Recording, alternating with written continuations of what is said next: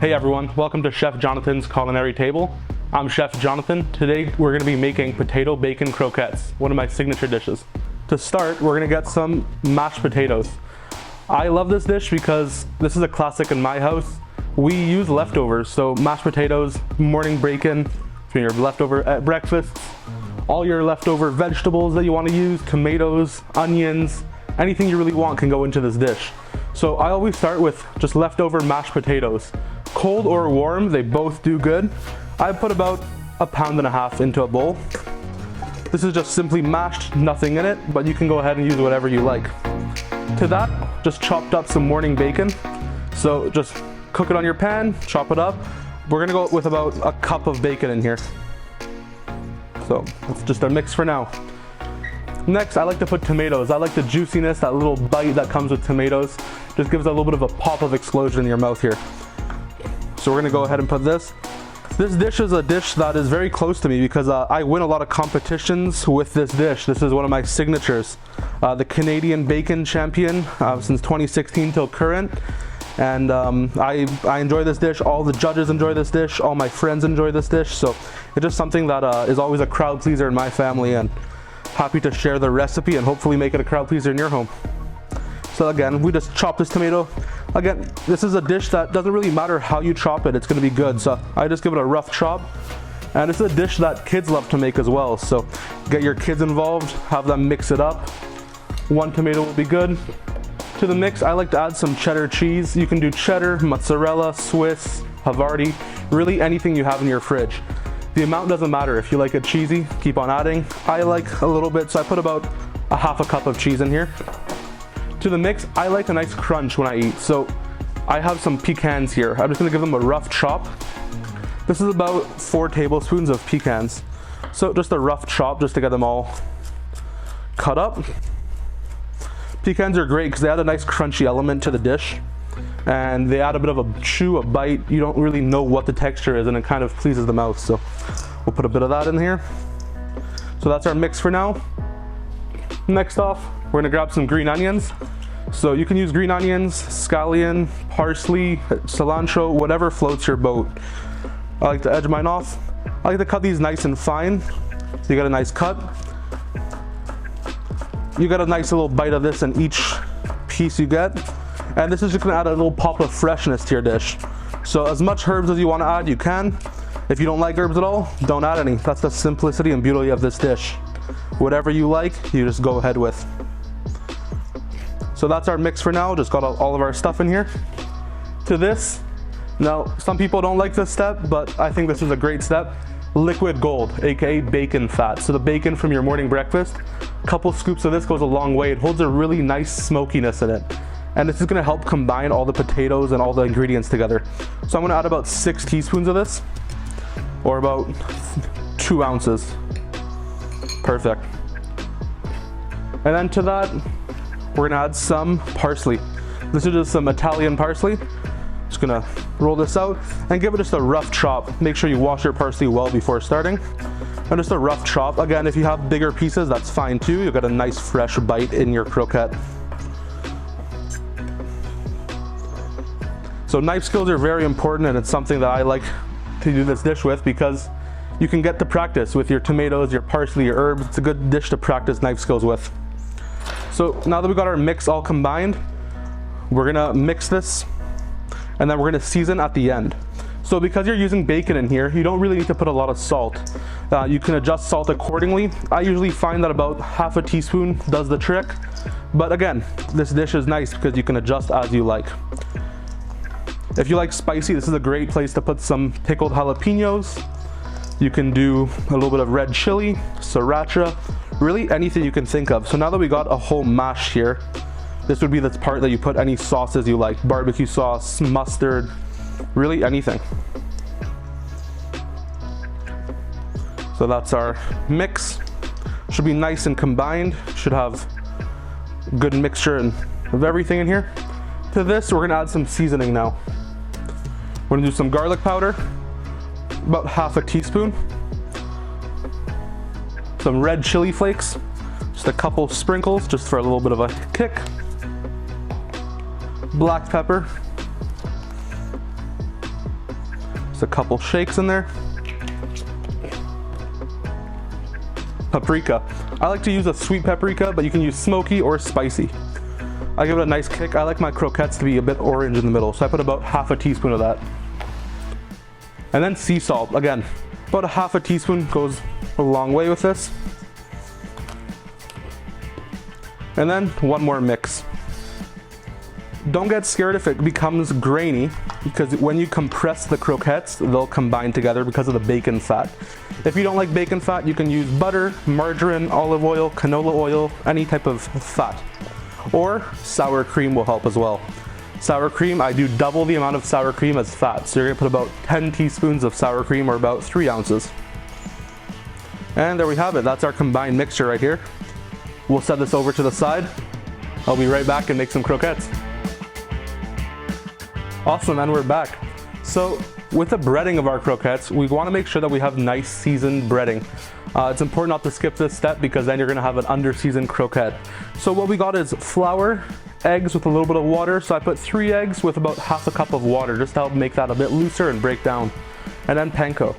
So what we're going to do is we're going to gently salt each component. Our flour, our eggs, and our panko. If you over-salted this step, it's not a big worry, because we didn't over-salt our croquette mix. Now, I like to add a little bit of chili flakes to my panko, just gives a nice little color on the outside.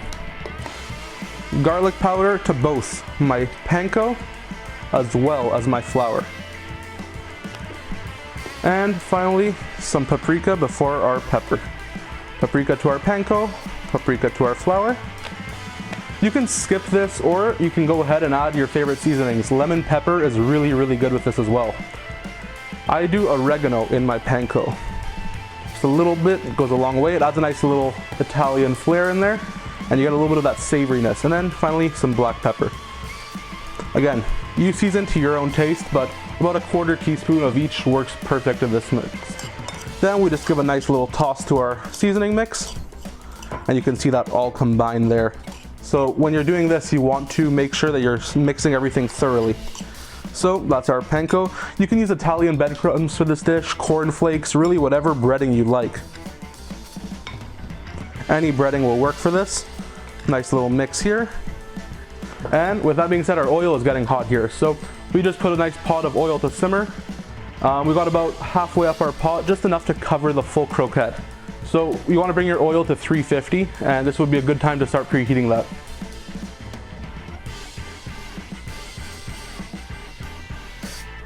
Next, we're gonna shape our croquettes. So to do that, I use an ice cream scoop. It's about a 1 ounce scoop. You can also use a teaspoon, just a little bit under a golf ball size amount. So that's our croquette mix. With clean hands, you wanna put it in your hand and gently press it. Because of the oil in here, it's gonna not stick to your hands. And you just wanna roll it into a rough ball shape. With that, we're gonna dump it into our flour. I usually like to do about 3 croquettes at a time in the flour mix. I find that's a good amount to work with. Again, just gently press it into a ball and throw it in. Now you can see our croquette mix is nice. It's all mixed together, a little bit orange because of the paprika and the spices we added in there. So now that it's in the flour, we're just gonna give it a little toss around. And this is a nice part to have your kids kind of come in and jump in. And then we just wanna give it a shake so get some of that flour off. And again, trying to keep it into a spear or a ball shape as much as possible. So we'll give that a nice toss. Each croquette will be coated. Then we're gonna move on to our eggs. 3 eggs with the water, a little bit of salt. Now we're just gonna give this a gentle mix. This part is just to help bind the panko and the flour. Perfect, just a nice gentle mix. Then we're gonna toss our croquettes into here. We'll finish this up, and then we'll be back once we get the rest made.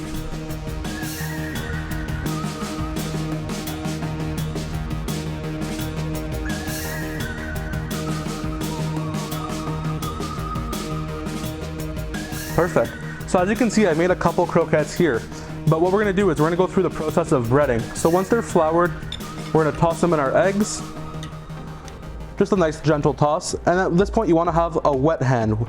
One hand for the egg, put it in there, and a dry hand that you do a toss in your panko. Now with croquettes, I like to double bread them so you get an extra crunch. So I do flour, egg, panko, and then back into the egg. I skip the flour for this. You can go ahead and flour it if you like. and then back into the panko. This will just ensure a nice equal crunch and a good coating that won't open in the fryer. Give it a nice shake off and then put it on the side. We'll repeat that step again, flour, egg, and this is the part that if you want a different shape, you can. These are really good for game day, so if you have any game day molds, football, hockey, soccer, tennis, any type of shape mold, you can always shape your croquette accordingly. So during the first breading, you would go into your shape and then you would mold accordingly. So I've done football shaped croquettes that are great for game day. And then these are amazing for tailgating because you can make these a couple days in advance, fry them up the day of, or even pre-fry them and bake them at 350 for about 15 minutes to warm up thoroughly.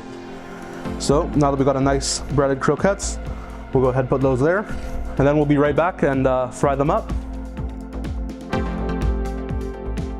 Hey, welcome back.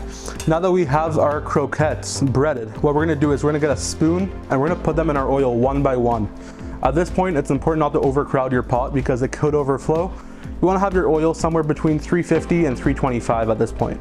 We're gonna go one in at a time and you'll see it start bubbling right away. Then we're gonna put another one. Always lay your croquettes away from you. Anything that you're frying, you always wanna lay away. In case there's any bubbles, it's not gonna pop back up towards you. So I like to go about 4 or 5 croquettes at a time. Now these are a dish that are very quick cooking. So about a minute and a half and you'll be good. As long as it's crispy and golden brown. So they're, all the components inside are cooked. So you're just basically coating the inside and cooking that until it's nice and crispy. So now that it's been about a minute and a half, we're gonna take our croquettes out. Look at that golden brown, delicious croquette here. I like to put mine on top of a wire rack to get some excess oil off, but you can just use a paper towel.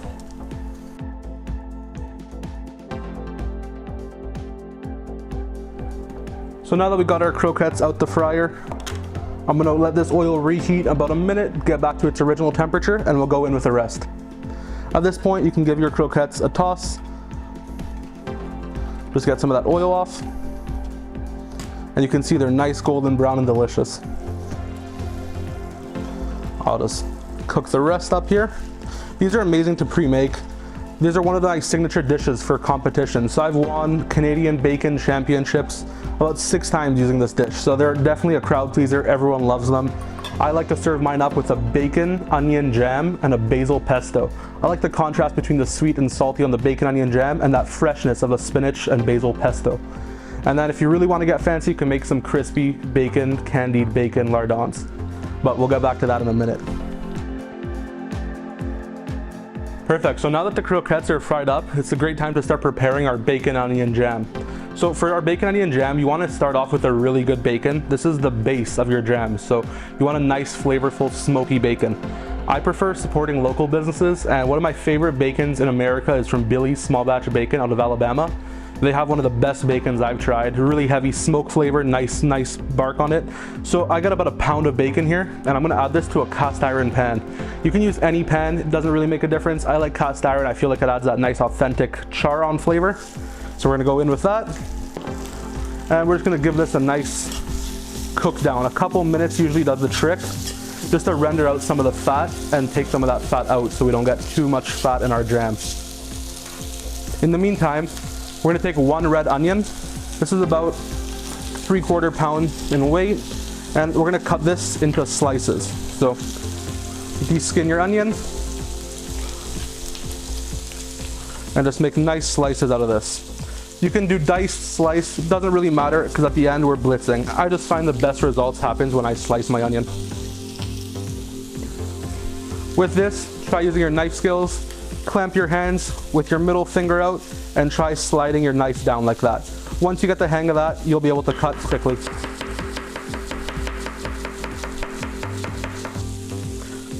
This is a great jam. This will keep in the fridge for a couple weeks, so this is a good thing to have on hand. This is great on burgers, steaks, breakfast, croquettes especially though. So now that we have our onion chopped up, we'll wait on our bacon to keep on rendering. You can see some of that fat coming out. It's getting nice and crispy. If you could smell this, you would definitely know it's gonna be good.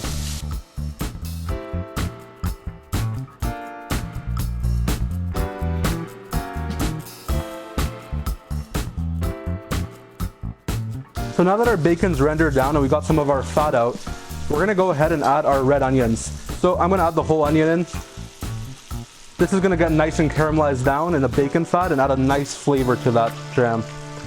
In about 5 minutes, this will be sauteed down and translucent, and we can go ahead and start making our jam. Now that we got our bacon cooked down a little bit and our onions are translucent, we're gonna go ahead and start making the jam out. We got some maple syrup here. Gonna get some of that in. Here we got some liquid smoke. We're using about 5 grams of liquid smoke, or about a 1/4 teaspoon. And then we're using about 1 tablespoon of maple syrup.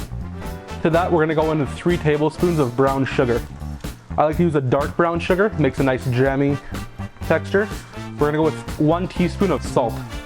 The salt in this adds a nice kick. 1/4 teaspoon of red chili flakes. 1.5 tablespoons of white sugar. A little bit of Dijon mustard. This adds a nice little kick and a little zing to the dish, a little bit of acidity. Then last but not least, 2 tablespoons of apple cider vinegar. Now we're gonna give that a nice stir. And we're gonna let this cook down for about 15 minutes or until it's nice and brown and jammy. You'll be able to see we're cooking this on a medium-low heat, so about 3 to 5 on a temperature range. And this is gonna start getting reduced and start cooking down. If you like, you can add bourbon, you can add barbecue sauce, you could add a little bit of beer. Anything at this point will be great.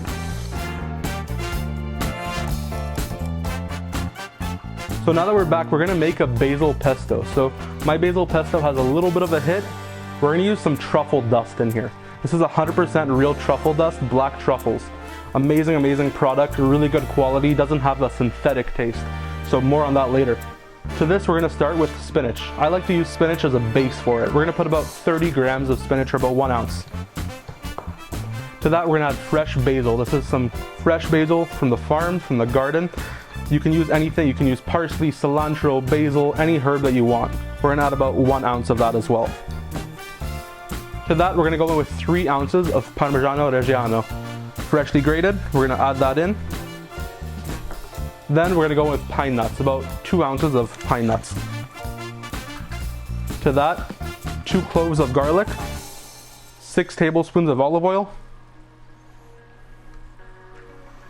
2 tablespoons of vinegar, white wine vinegar, and 1 teaspoon of salt. And then to that, we're gonna go with 3 ounces of water. A little bit of oregano, couple shakes, and then finally some black truffle dust. You can skip this if you don't like truffle, but I think this really adds a nice kick to your dish. We're going with about 1/4 teaspoon. I'm gonna put the lid on our blender. Perfect, so we're gonna go ahead and blend our pesto now.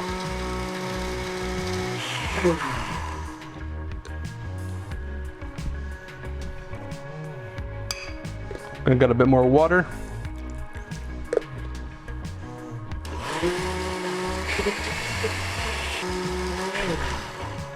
Perfect. And there we have it, fresh basil pesto.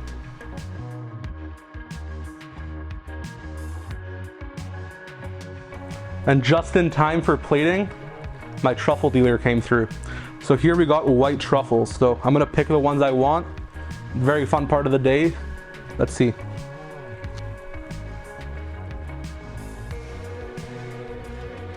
I like this one.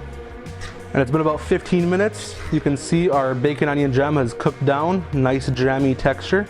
What we're gonna do is we're gonna transfer this to a bowl. And a personal preference of mine is giving this a quick blend with an immersion blender, just to make sure all those ingredients are combined. So we're gonna go in, couple quick presses. This will just help mush up some of those onions, the bacon. You'll still have big lumps in it, which is what you want. Just getting a nice quick caramelization. There we go. That's the bacon onion jam. Perfect, so now that we got all of our components ready, our croquette, bacon onion jam, basil pesto, and some candied bacon lardons with our fresh truffles here, we're gonna start our plating. I like to use a bowl plate. I don't like a flat plate. I think it looks nicer for presentation. These are great to do in groups though, so you can do these in platters as well. I like to start with a nice dollop of our basil pesto on the bottom, followed by one of our croquettes right in the center. A little bit of our bacon onion jam right on top, and you want to make it almost cascade off of the croquette. Then we're going to finish off with some candied bacon. And if you like and you have the option, truffle never hurt anyone. We're going to give it a nice finishing salt. And that's our candied bacon and potato croquette. Welcome back. Now we're gonna get started on our main course, our braised short rib with polenta infused with Earl Grey and truffle. So to start, we're gonna do some mise en place. Mise en place is really important to get your dish on a good roll and not have to waste time when you're actually cooking. I love mise en place. That was actually one of my first things I started doing when I was just beginning to cook. I started cooking when I was 5 years old. I started cooking after being diagnosed with a brain tumor. So I couldn't really do much outside with kids at my age, and my father started teaching me how to make pizzas, pastas, and I was always prepping the dough and getting all the ingredients ready in the bowls and stuff. That really stuck with me. So mise en place is still very relaxing and therapeutic for me. So we're gonna take one bunch of celery and get that just chopped up roughly. We're gonna get some carrots. These have been washed. We don't really peel them as long as you give them a good scrub. Gonna cut off the tops and the bottoms and just give these a quick rough chop as well. You don't need to cut anything too small because this is gonna be cooking for 4 to 5 hours. So it'll definitely tenderize. We're gonna go with half of a yellow onion. Just cut it down the middle, and again, just a rough chop into 4 or 5 quarter sections. We're gonna go with a half a stick of butter, so about 4 tablespoons of butter into a large pot. With this recipe, I like because you can do this in either a pot, a pressure cooker, a crock pot, or the oven, whatever your time allows for. While this butter is smoking here, we know it's nice and hot, getting brown, we're gonna go in with our short ribs. We got bone-in beef short ribs here. So now that we got our meat nice and brown, we went ahead and added our mirepoix plus our tomato and our garlic. So this is gonna be cooking for like 3 to 5 hours. So it's not really important on the size of your chop. You can do a fine chop if you prefer, or you can do a large rough chop. I prefer large rough chop, and that'll give it a little bit of flavor as well as not completely melt down.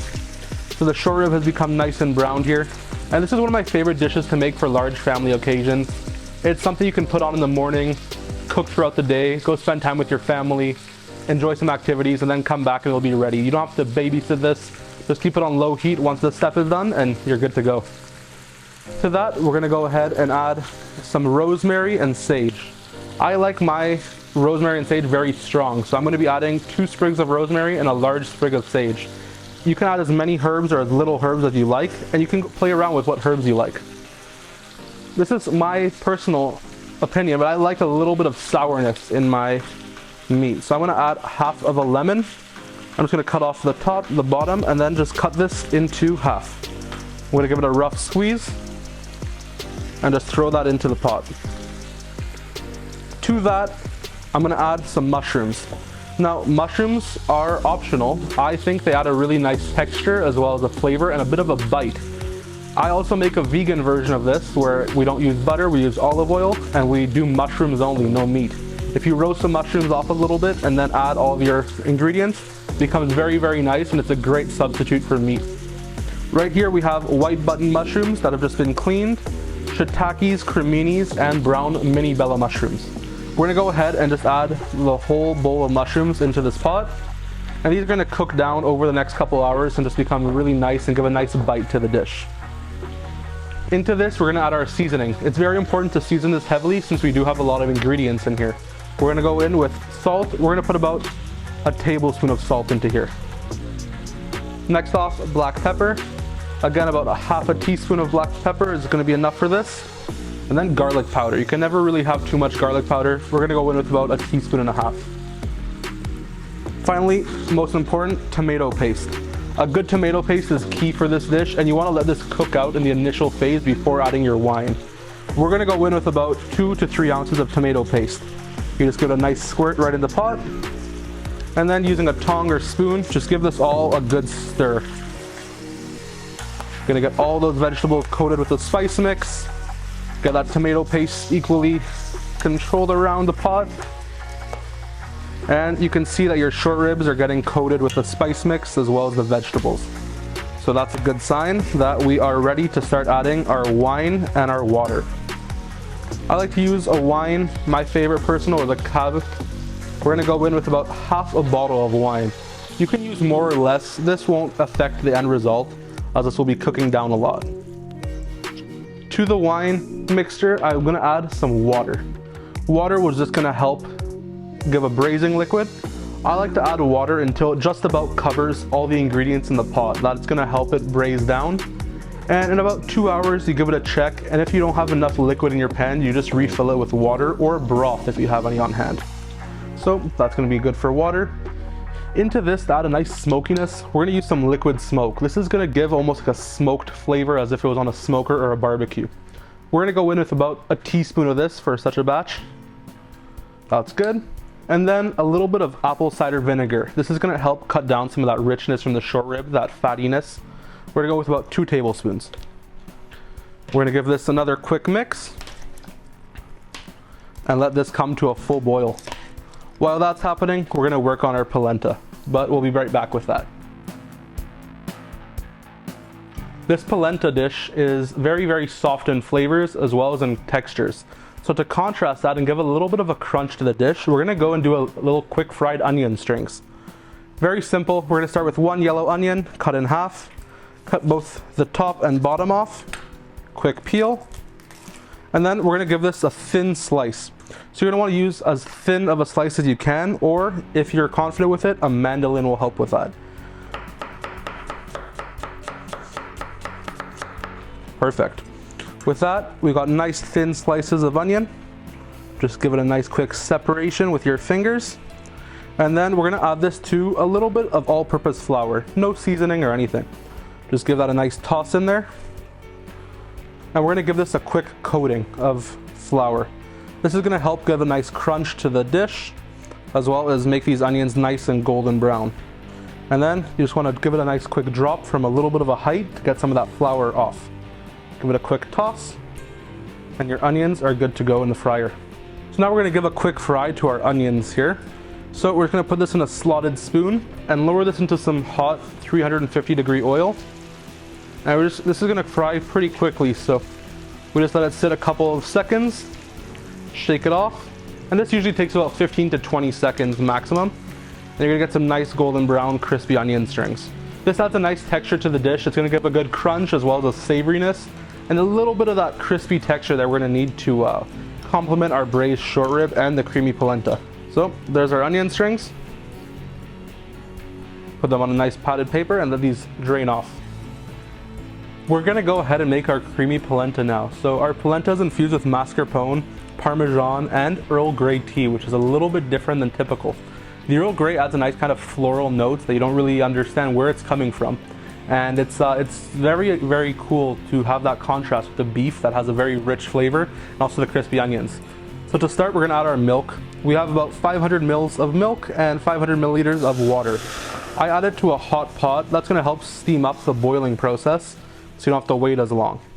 So our milk and water mixture is in. We're gonna let that come to a boil, but in the meantime, we're gonna add 4 bags of Earl Grey tea. Just take the papers off, you can leave the strings, and we're gonna just go ahead and add those in. These are gonna come out in a few minutes, so you don't really need to worry about opening them. And they're gonna infuse and add a nice floral note to the dish. Polenta is one of my favorite dishes. It's one of the first things I started making when I was younger. During my time in chemotherapy, we would cook almost every weekend with my family, and polenta and braised short ribs and sausages were one of the family favorites. So this dish has many variations. You can add whatever you like to this: sausage, wild game, chicken, beef, pork, lamb. This dish is very versatile, and the polenta is a really nice flavor absorber. It's a good carb to have, and it's definitely a crowd pleaser. To our milk mixture, we're gonna go ahead and add a little bit of salt, about a half a teaspoon or so. And we're gonna add our cornmeal. This is about 250 grams of yellow cornmeal. You can use instant log polenta as well. And all you would do is take a hand immersion blender and immerse it until it's smooth. It's a bit of a cheat and it'll make it go a bit quicker. We're gonna add that in here. And then as soon as you add this in, you're gonna wanna start whisking with a whisk. This is gonna help make sure there's no lumps forming and you're gonna have a nice smooth end result. Polenta tends to thicken up pretty quick. So within a few minutes here, you should start seeing this get nice and thick. And don't worry if it gets too thick. You can always add a little bit of butter and more milk to smooth it out. So our polenta has thickened up quite a bit. We're gonna go ahead and add about 400 grams of mascarpone cheese. It may seem like a lot, but this is not going to stop it from being delicious. To that, we're gonna add 2 tablespoons of butter, cold butter, right in there, and 50 grams of shredded Parmigiano Reggiano, as well as a little squeeze of lemon juice. We're gonna give this a quick stir. And the polenta has thickened up significantly, which is what you want. The polenta is a really quick dish to make, and it always tastes very good. You can add whatever flavors you like. Cheddar cheese and bacon, almost like a loaded mashed potato polenta, is a great way to have a quick, large family meals in under 15 minutes. We're gonna let this continue cooking. We'll be right back. So our short ribs have cooked for about 5 hours now. They're fall off the bone tender. Here is the bone. We're gonna get a couple mushrooms from our pot. Those are good. We're gonna put this right on the side here, and we're gonna start plating. To plate, use a dish, get a nice dollop of our polenta. You're gonna wanna put that right in the center of the dish, and almost make a well in the middle of it to absorb all the juices from our braised short rib. With that, we're gonna get our braised short rib. You can use any meat. Again, we're using short rib today. We're gonna put that right in the center. And I like to take the bone and nestle it right on the back end of that. On top of that, we're gonna give a sprinkle of salt to finish. A little bit of pepper. Seasoning is really important because you don't know how much seasoning absorbed. And then we're gonna do a nice dollop of fried onion strings right on top. That's our dish. Braised short rib on top of a mascarpone polenta with crispy fried onion strings. Thank you guys for tuning in. Hope you guys enjoyed the recipes. Our potato croquette with candied bacon and bacon onion jam, as well as our polenta with braised short rib. These are 2 classics, but if you enjoyed these, wait till next time when we make our gnocchi alla vodka. Give these a try, see how we did.